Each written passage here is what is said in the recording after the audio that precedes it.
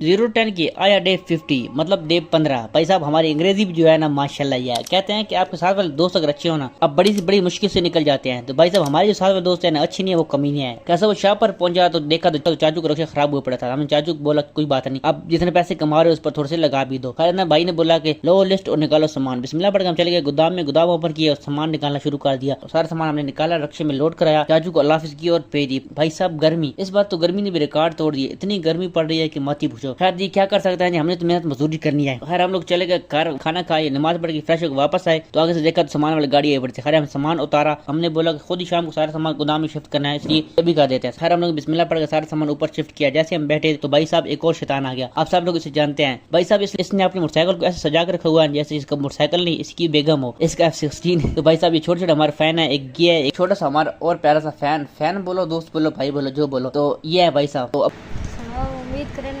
ठीक ठाक हो जी।